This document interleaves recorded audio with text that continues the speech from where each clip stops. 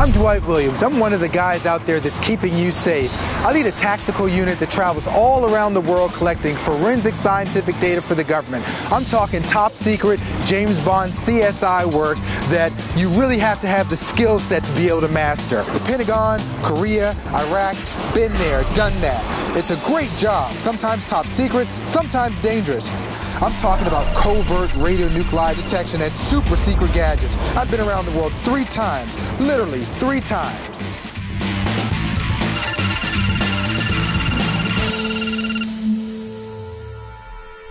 Radiation is all around us, but not all radiation is harmful. There are people out there who want to use radiation to hurt us. It's my job as a scientist to design systems that detect the radiation, determine if it's good or bad, and if I determine that it is bad, then I have to be able to track it back to whoever put it there. As a principal nuclear physicist, you have to know all the sciences. One thing that we can say about nuclear material is they all have individual fingerprints and everybody uses it differently. So if I want to nab the bad guys in the act, all I need to do is just match the fingerprint with the tool marks and I'll catch them red-handed. To get a better idea of what radioactive fingerprinting is, I sat down and talked with Dick Lanza. How would you go about distinguishing one radioactive material from another? Well, as you know, there's a lot of ways we can do it, but the way that probably is the most reliable is we actually measure the energy of the radiation coming off of each material. And usually the ones we look for are ones which emit what we call gamma rays. Right. We can measure the differences between materials by looking at the spectral differences. Each gamma rays will generate a picture per se, and each picture is going to be different for each of these different radioactive elements. So if I wanted to not only distinguish one material from another, but I also wanted to figure out where it came from, how could a person go about doing that? Every piece of material has actually been put into a reactor. And when they started, they had slightly different mixes of metals and elements in there. And so every one of them will be radioactive in a slightly different way. We're going to try to look at the differences in that gamma spectrum again to see differences between the 2 kinds of materials. And of course, ideally, you want to do that before the bomb goes off.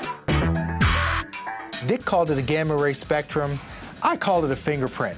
Now, there are countries who say they're not dealing with nuclear materials, and if you're not dealing with materials, then you should have a spectrum that looks like the bottom line right here. Now, when we sent our guys behind enemy lines to do the measurement ourselves, for one country in particular, we actually got the measurement that we see on top. You can clearly see in the circled in areas, we have spikes in areas that are not present on the bottom. Therefore, we were able to catch these people in the lies that they were telling, caught them red-handed.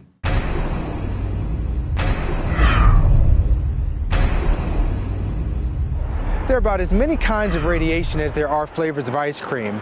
Now, the one we look at is gamma ray radiation because it's the most abundant and it's actually the easiest to detect.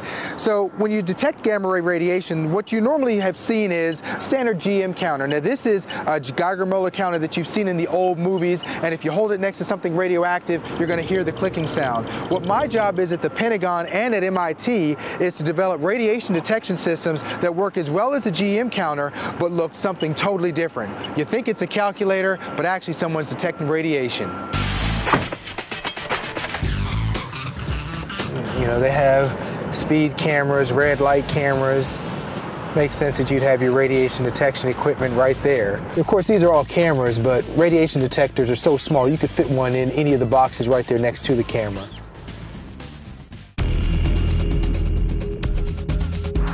Millions of us travel the highway every day. We see devices out there and we just don't know what they are.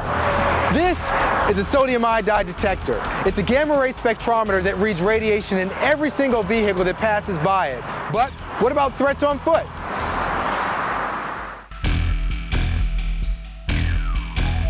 Large metropolitan areas are a natural target for terrorists. On the detection side, one of our focus areas is the subway system. Covert detection in subway systems is critical. You don't want to play your hand to the bad guys, and you don't want to cause any unnecessary alarm for the public either. I bet you didn't know that every person that comes into the metro station gets checked for radiation, simply by coming through the turnstile. Do you all think you see any radiation detectors around you here at the subway station? I couldn't spot one right away. Do you see any radiation detectors around you here? No. Right up there, and then right up there, there are actually some radiation detection systems. So this way they're able to keep a good monitor. Oh, wow. Yeah. Well, yeah, well, what does it look like to you? It looks just like a light. No one would really know what that was unless you put a little sign up there. You know, actually, it's kind of by design that they don't tell what it is, because if there was a bad guy trying to do some bad things, and he might see the sign and want to go the other way. But this way, They might try to break it. yeah, exactly. First of all, let me say I appreciate your service. There's absolutely no question about that. Do you see any radiation detection systems around you here? No, sir. Hey, would you believe it if I told you there's actually a radiation detection system right up there and right up there? Yes, I think it's a great idea. Do you notice how all of the lights are on except one? Does that seem interesting to you? Yes, it does. Now that you mention it, I had noticed that. You have it well hidden. If it could be right in front of me, I wouldn't, because I wasn't looking. Kind of hidden in plain sight. The citizens should feel more secure about Yeah. We want to make them covert. Is that kind of what you all would do on the military side? Yes. Okay. Yes, for sure. I'd say he never did tell me where it was. There are all kinds of covert radiation detection systems. They're literally everywhere. Some big, some small, some hidden from view, and some hidden in plain sight. And they're out there to keep us safe. I'm Dwight Williams.